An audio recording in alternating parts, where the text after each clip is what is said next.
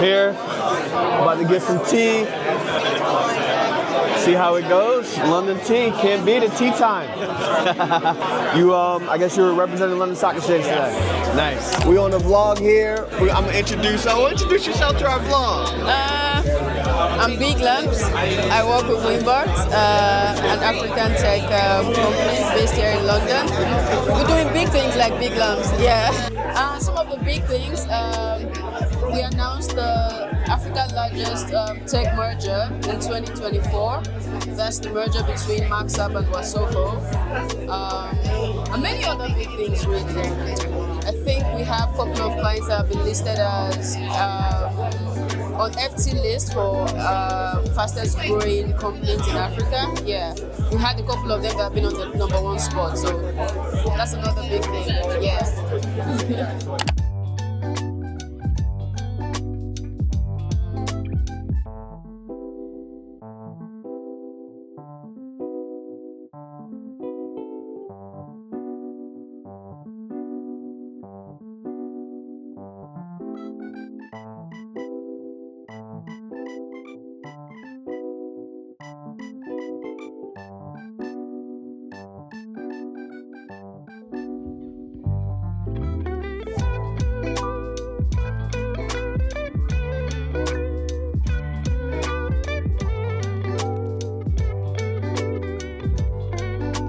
I'm just like, I don't know. Oh man, I love your dress. Thank you very much. I'm trying to get your name. Perkins. Yes. Oh, nice. Maryland, U.S. Nice eye. Yeah.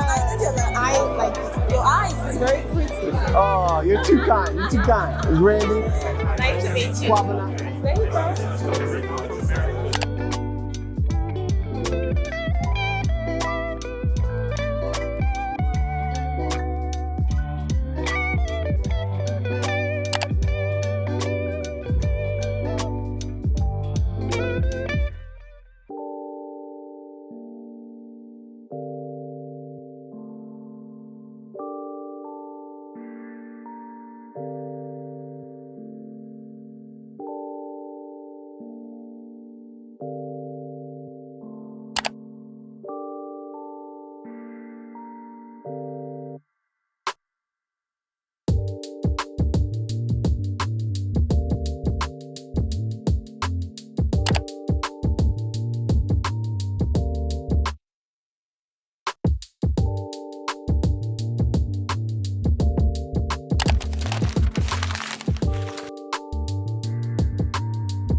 Hey y'all, Frank Lartey with the Lartey Wellness Group and the Lartey Realty Group. We are at the African Tech Summit in London edition, and we have the lovely pleasure of meeting with... Hi everyone, so my name is Sarisha and it's been incredible to be in London. I am from South Africa, Cape Town, and it's been such a great experience to meet some phenomenal people and just to share a little bit about what it is that we're doing here, and hope that you guys can be inspired and learn from what we're doing. So what projects are you working on right now? What's your current company that you're working on? So I am the CEO and co-founder of Lloyd Up, and Lloyd Up essentially is a legal tech platform democratizing access to legal for small to medium enterprise as well as startups within the African continent. And if we think about SMEs are the backbone of our economy. And if we're not supporting them, then what are we doing? So democratizing and demystifying access to legal services. What got you interested in this arena? For me, I come from a legal background, firstly. But also I think working in legal, I realized how expensive legal services are. So if you are a startup, if you are an SME, how do you afford to be compliant, to get funded, to create job opportunities if there's no money to do so? Legal is expensive. And if not with technology, how do we reduce those costings? So I was invited to World Economic Forum in 2019. And they were speaking about legal tech as if it was so far into the future.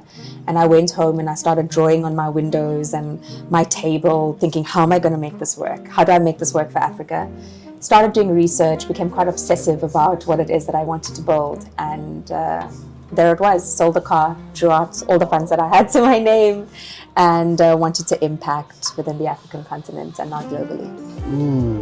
Tell us more about that journey. Tell us more about that struggle, right? Because I also run a mental health practice, and we were talking offline, talking to one of the founders here, and they was like, yeah, you should do mental health in Africa, specifically focusing on the struggles of, mental health struggles of founders or CEOs or people in the C-suite and things of that nature. So tell us about some of those struggles that it's not Instagrammable. It's not, you're not necessarily posting on LinkedIn, and it's not gonna, I could write a book on that. I think the journey is beautiful in many ways, but it's also very challenging. And when you are growing a business, you're also growing yourself. You become who you need to be. You don't just appear one day out of the blue and you are this person. And I think that the challenges bring you closer to the woman or man that you need to be. The journey has been a difficult one, just based from not coming from a rich family. I sold my car, I drew out my Provident Fund, and I backed what I wanted to build.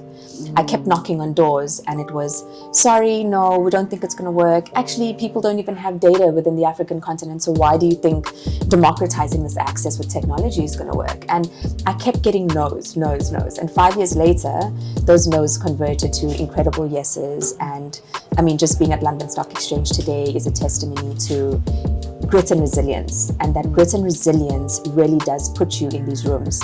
But I think next to that is, what do you do when you're in this room now? Do you not go out there and network? Do you actually say, hi, this is who I am and this is what I'm looking for? And I find that that's what makes you different from a lot of other founders, is when you knock and you get in, what do you do? So I kept knocking, and I didn't let that get me down. Did I have moments of giving up? 100%. Did I have moments of saying, why am I doing this? I have 2 degrees, go and find a job, But I wanted to build something intentional.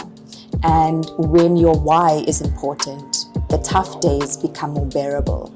There are definitely days where I felt crippled. I did not want to wake up. I was eating noodles, sleeping on a blow-up mattress.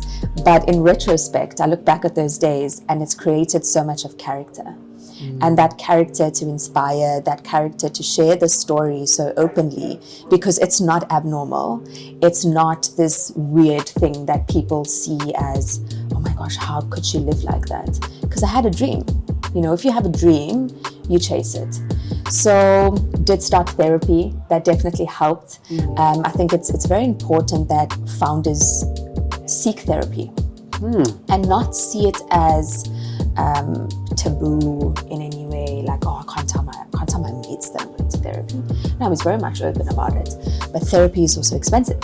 So when you think about it, you also need to factor that into your life and say, if I love myself, I'm going to dedicate X amount to therapy.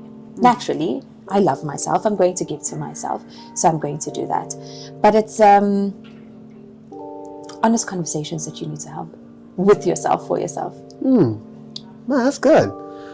Off the cuff, right? Off the whim, how would you democratize therapy in Africa? And when I think about affordability, how do we make sure that the therapists that have used years of their lives to get to a specific level, master's, PhD, whatever that might look like, still benefits from it, while also on the other end, how is that founder or that person benefiting?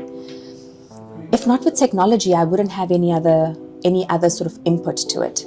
And when I speak about technology, I mean, maybe there's a certain aspect of what a therapist does that they could use AI to automate some of that process, whether that be onboarding of a client, whether that be like, I don't know, maybe prompting questions of why the person's coming to you.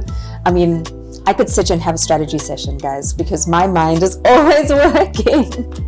My mind's always working. But if not with technology, I can't see democratization without the word technology next to it, in its same line. Man, that was deep. I like that. And so you were telling me offline again, you have your tech team, your developers, they're all African females. Yeah. What was the importance of that? So 70% of our team at LawyerDub is female, and that was intentional. We don't have a lot of African or Pan-African experienced women within the tech space. And what I find that it's a very male-dominated industry. How do we bring in women to know that it is possible? Our software engineers, our developers, our legal engineers are women, and they are incredible women within the African continent, doing incredible things and taking up spaces and creating tables if there isn't a table that has space for us. So if there isn't a space for us, create your own.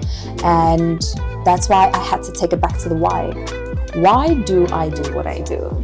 I do it for impact. I do it to inspire. I do it to democratize access. I do it for the economy. It's not just a fun thing to have to eat noodles. There had to be a bigger purpose. Do I live the same way? Of course not. Life has gotten tremendously better, and I'm super grateful for everything that I have. But if I didn't go through what I did, I would probably not be the same person that I am today. Any final words of wisdom? My two favorite words is grit and resilience, and I think without it, you're not moving the needle. You really do need it to move the needle. So don't give up. Yeah, as cliche as it sounds, I think all the knocking and not giving up really does get you somewhere. Nice. There you have it. You know, we are Lartey Wellness, Lartey Realty. We're in London. We're meeting with founders, giving just remarkable stories of grit and resilience. And where can people find you?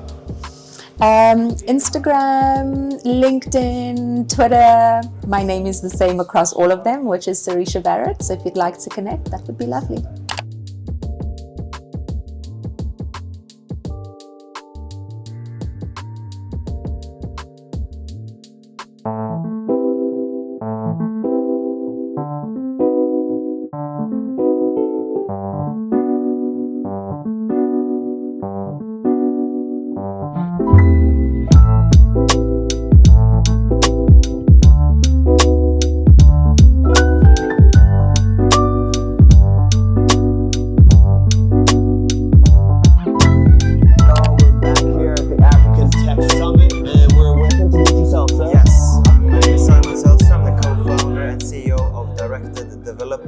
and tson.io.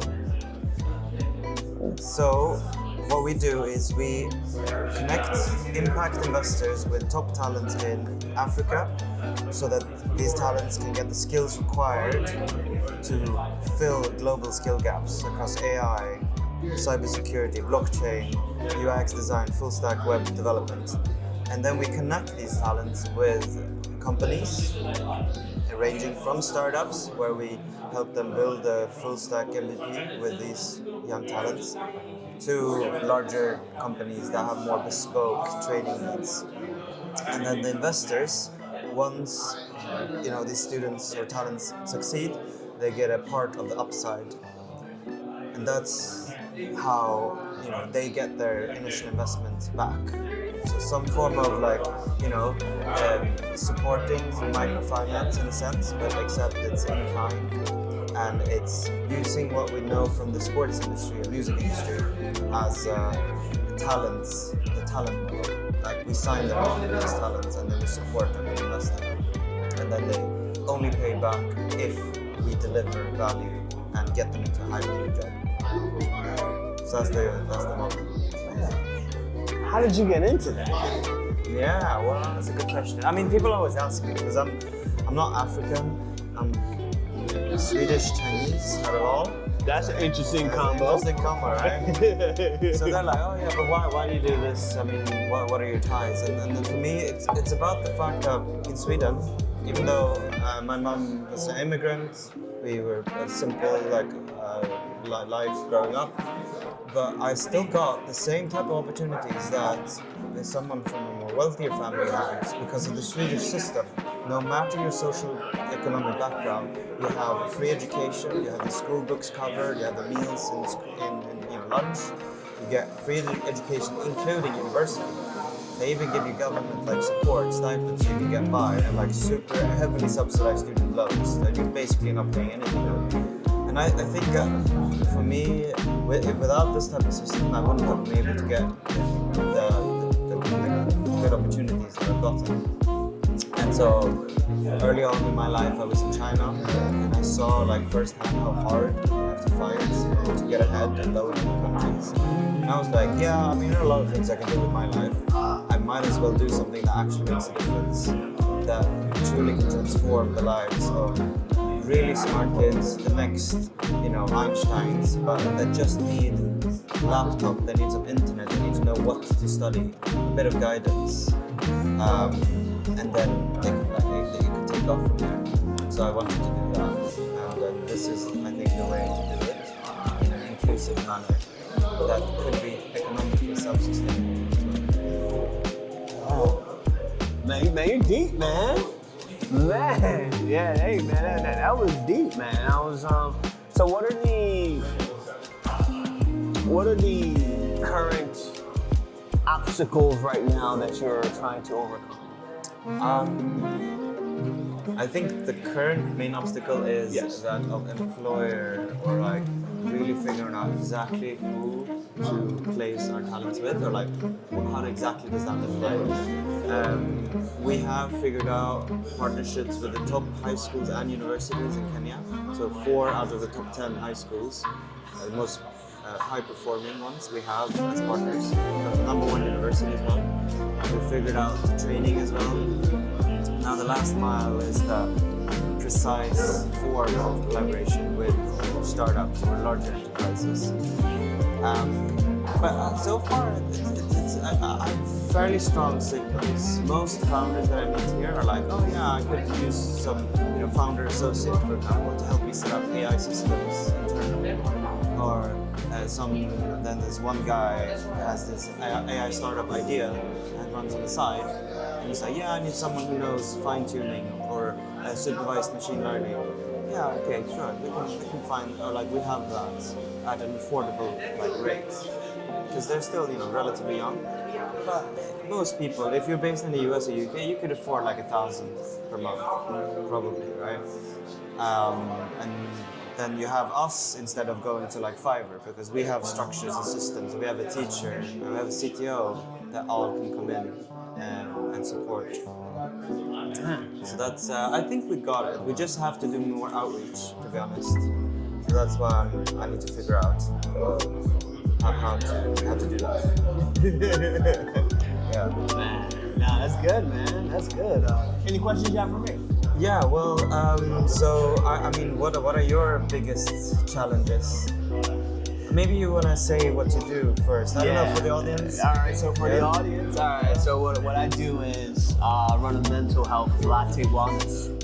Run a mental health agency where we do individual, family, group, and couples counseling. We also have a real estate business on the side, right? And essentially, I just help people overcome their problems and help them find solutions to their biggest headaches and pain points in life, right? And so one of my biggest problems right now is just documenting everything, sitting down and utilizing AI more, or utilizing a knowledge database more, documenting the processes, right? The irony is I specialize in process design, right? But for my own company, that's something that's a weakness, right? It's kind of like, you ever heard of the barber that says, I don't have time to cut my own hair, or that contractor that,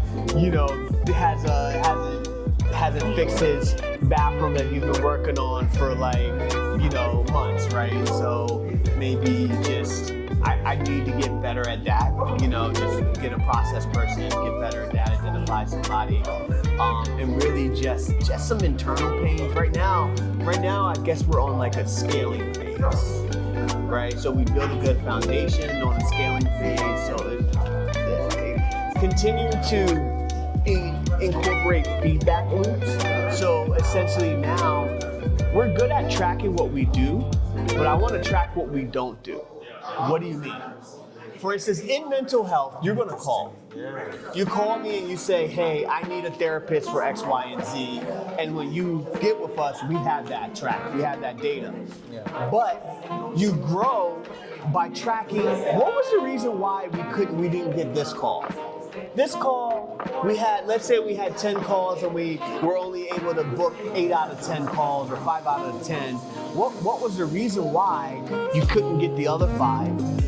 And then incorporate that into your processes to say, oh, well, they were looking for such and such therapist, or they were looking for a therapist that spoke Farsi or Mandarin or things of that nature, and then incorporate, and then train the staff to incorporate that back into our system.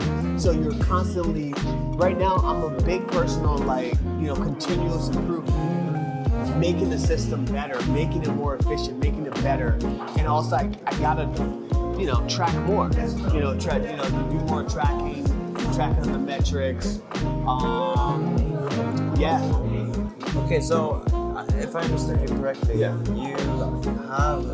run a clinic, or are you more like a platform? Yeah. We run a clinic. You run a clinic. Okay, so you have how many clinicians or therapists or what? About 30, 35 therapists, but the team is about 90 people strong because we have admin support. Okay. So when we bring on therapists, we give them all their own virtual assistant to help with any scheduling and any administrative tasks.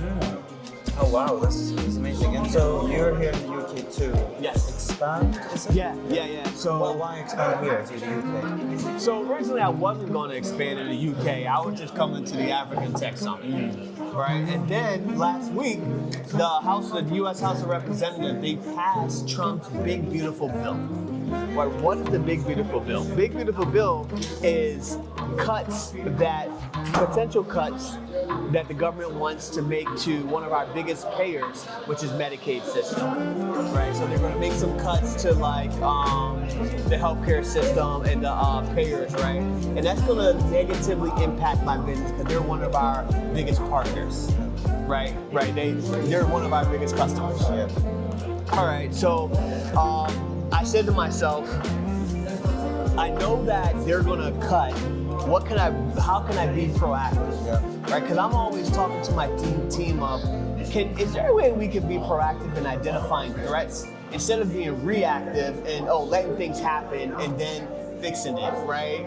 So as part of that, I was like, I know that US is cutting back, but are there any other countries that are not going to cut back? How can we diversify the offerings? And it's actually really easy to set up a company in the UK. It is ridiculously, for a US citizen, I thought they were gonna have citizen requirements. So for Canada, right? If I want to do a federally incorporated thing, one of your directors has to be Canadian. Right. Which is hard to get. If you're not, if you don't know any Canadians, who can you trust, right? So, but you set it up and you're boom, you got it, right? Yeah. 24 hour, a few hours. 48 hours, man. 48 hours, we got the business registered, and we're gonna hopefully do some interviews today. I gotta talk to my team back home, put in a job post. For what's the role? Psychotherapist. Yes, psychotherapist in the US is an unregulated field, meaning that you don't need a license from the government. But what about, are you gonna hire here UK psychotherapist? Oh yeah, it has to be in the UK. But does it need to be a UK psychotherapist if it's unregulated? That's a good point. Yeah, you can think about it, but salaries are lower and costs probably lower in the UK. I think costs are higher in the UK. So, yeah, really? Oh yeah. The salary? You gotta pay because you see how expensive things are in the UK. Oh yeah, because maybe it's higher. Yeah. So if you include employment fees, probably employer payroll taxes. Well, you hire them as a contractor. Oh, okay. Okay, well, amazing. Well, I wish you the best of luck.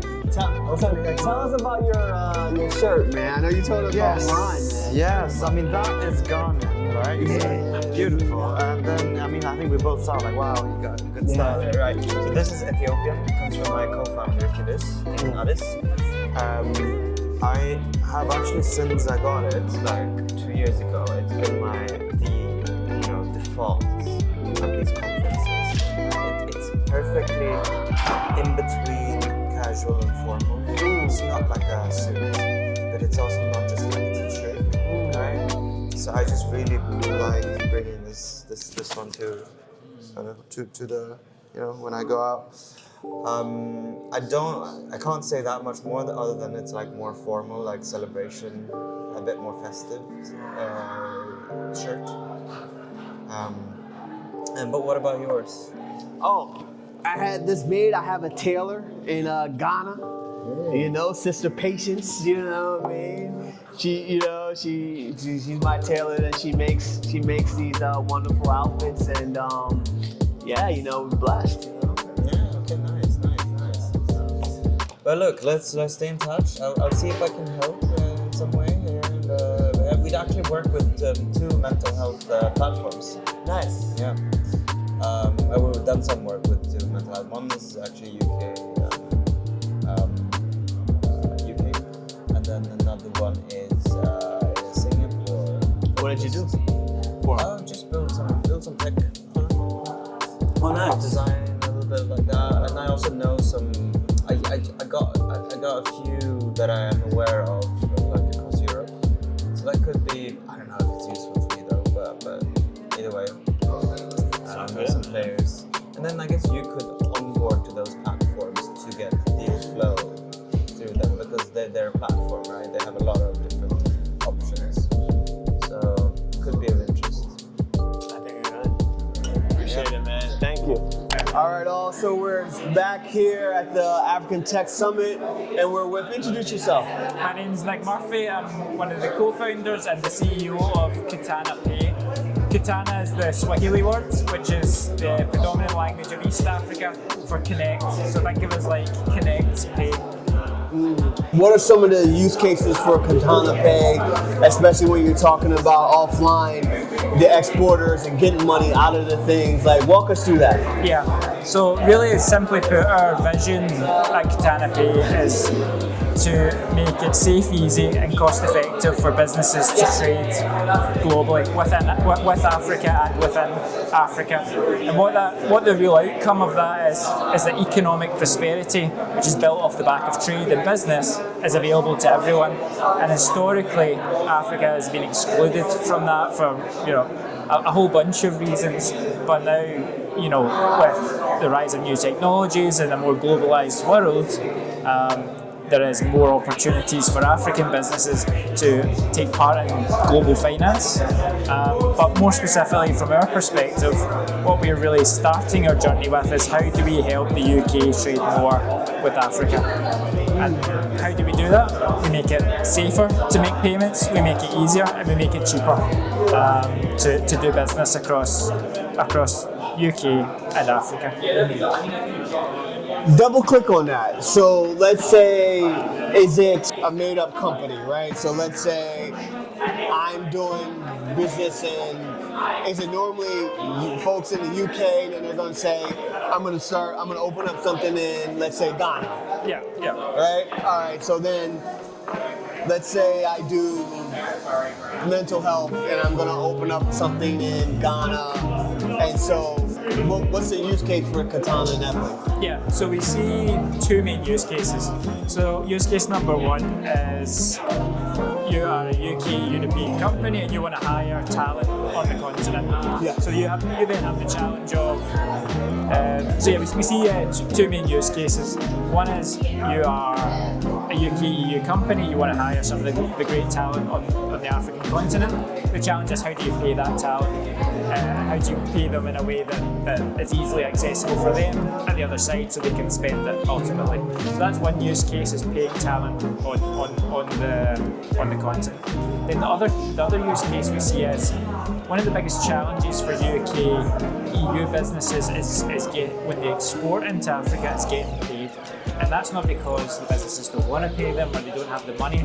It's the businesses can't access the foreign currency, US dollar or GBP, to actually pay them. And that's where we're able to come in and help solve that problem using stable coins to bypass traditional systems that historically have been a bottleneck for accessing foreign currencies. And because of that bottleneck and lack of supply of, say, US dollar, African businesses have been unable to take part in the global world because the world is run on US dollar. Specifically, like let's go like more tactical here. So in that last case of I'm an exporter, so I make something and I make cloths and I make crafts in Ghana. Yes. I'm an exporter, and then I'm exporting that out and I want to get paid. So like, how would that work? Like both parties are gonna go sign up with Katana, or? Yes, we would want to onboard both parties, and both parties would have access to multi-currency wallets. So in your wallet you can hold US dollar, euro, GBP, Ghana cedi, Kenya shilling, Ethiopian birr, all the currencies that we support you can hold in that wallet, and you can convert instantly between them. So let's say in the example you were a Ghanaian company and you were exporting to the US. The US company would just pay you in US dollars into your US dollar wallet, and then you just convert that into CDs and use that to pay your staff or for your profit. Or you could hold it in US dollar if you wanted to hedge against the CDs volatility. So we're trying to give businesses as much options as possible, because the options removes a lot of the challenges and the friction, and you're putting power into the hands of the businesses effectively. How long has this company been? So we started in late 2023. A lot of technical build up front. We're now in the fun and games of compliance, trying to navigate that. So every market is different. So you've got the UK market, you've got Ghana, and then you've got 54 other African countries that all have independent regulators, and there's 40 different currencies in there. So it takes time to work through that, find the right partners in the right countries to support, because the more partners and the more countries we can cover, the more businesses we can help. All right, one more thing here. Give me your biggest lesson learned or your biggest words of wisdom from Katana and just starting to run in a successful company. Biggest lesson learned, I would say, sell first, build later. We build first and then sold. I think sell first, build later is the lesson. Interesting. Yeah. Interesting. Yeah. So interestingly enough, too, I'm actually going to be, God willing, trying to open up a mental health practice here in the UK. Yep. Try to expand. Any advice that you have for me in doing business in the UK? The UK is really easy to open up businesses and do business in, so you don't need consultants or anything for that. Yeah. No matter what the consultants tell you, you don't need consultants. Yeah. So we got the business, we got it registered. Yeah. More operationally, beyond that, like any.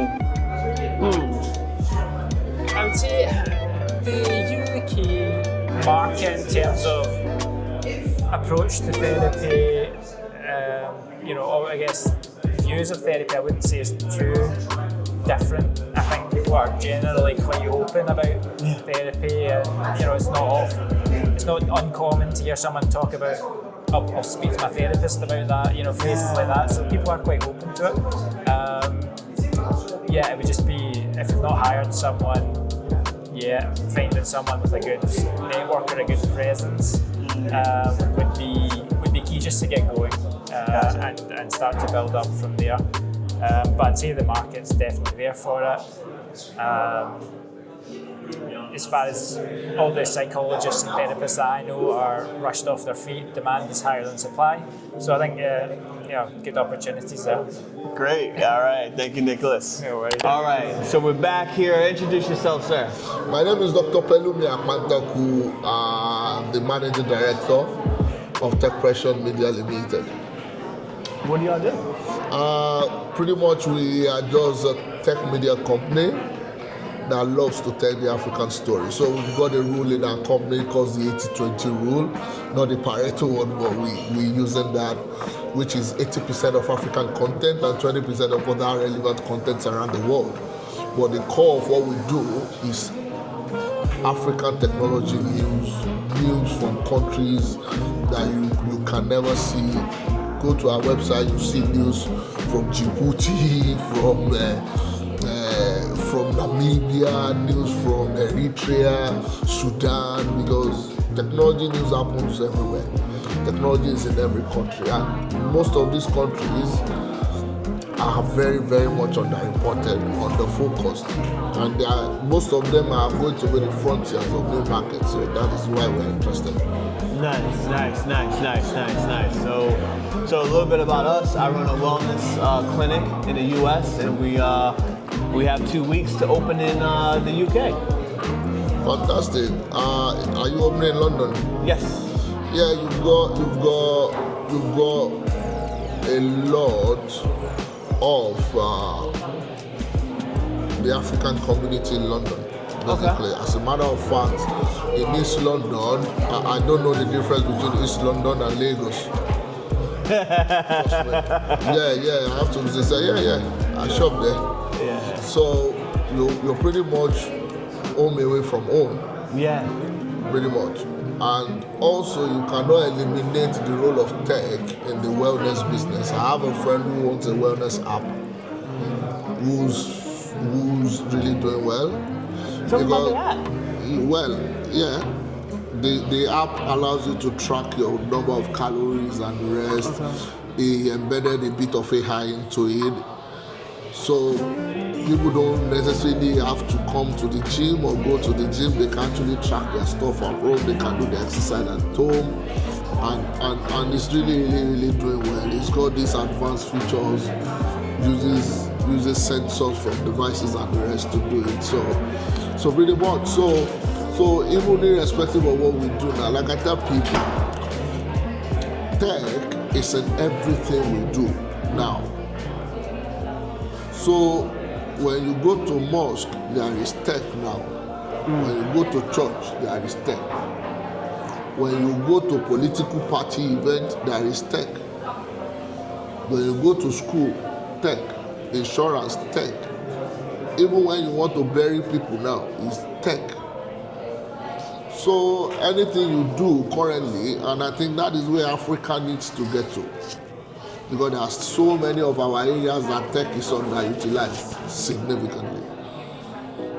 And that is why we are championing, and that's why we are partnering events like this. That's why we were in Morocco in April. That is why this is like our 4th event in the last couple of weeks in London. Wow. Next week we are covering about 5 or 6 events. I'm back in London tomorrow evening, most likely on Sunday. And that is why we are partnering GTEx in Nigeria. That is why we are going to be in ATS in Accra. We were in Africa, Ghana FinTech Awards early this year as well. So we are virtually pretty much just to embrace and to partner with any set of people, any organization that is Africa oriented and that is interested in tech. Mm-hmm. Any questions you have for me? It's really, you are a wellness business, and there's only one question I can ask. Why wellness? Why not eatery? Why wellness business? Absolutely. No, that's a good question. So we think wellness is, I think that, spiritual wellness, physical wellness, mental wellness, they're all important pillars of a complete person. And we actually want to just help people be the better version of themselves. Right, and so for me, it was just like I wanted to create, almost like a center of excellence for just becoming the better you. That's nice. That's nice. Now, what are the technologies you are looking at now to deploy? What are the technologies you're looking to deploy?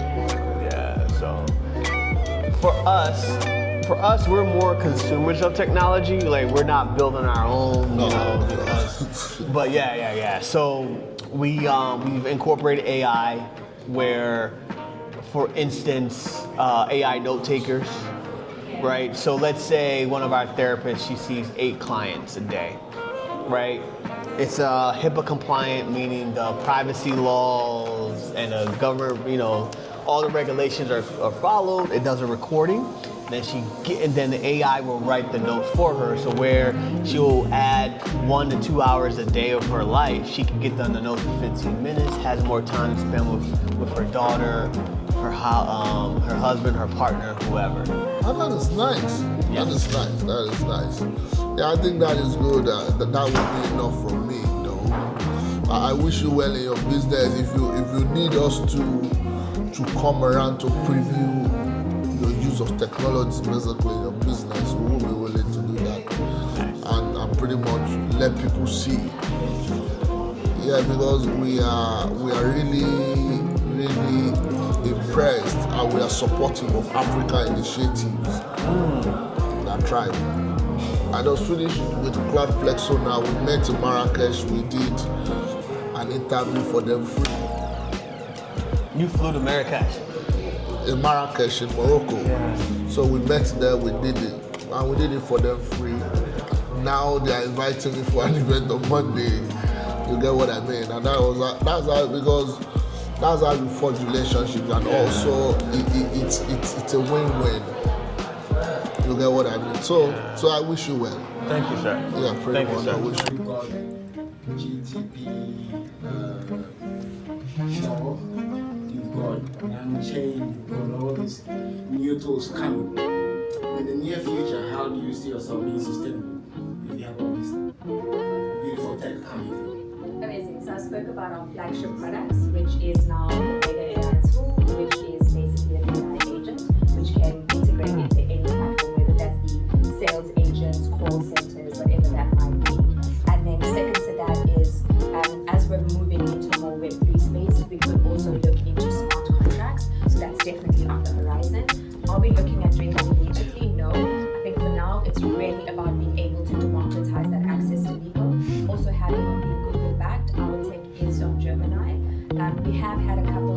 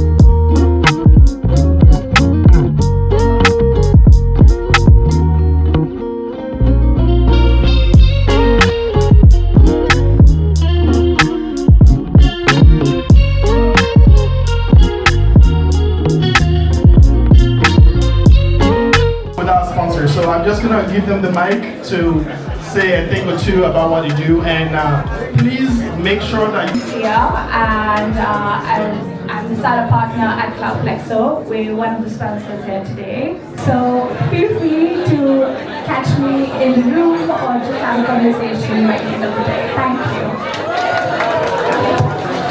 If you can hear me, clap once. Much on.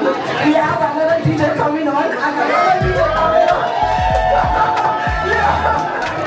Stay around and enjoy the party. Thank you guys so much.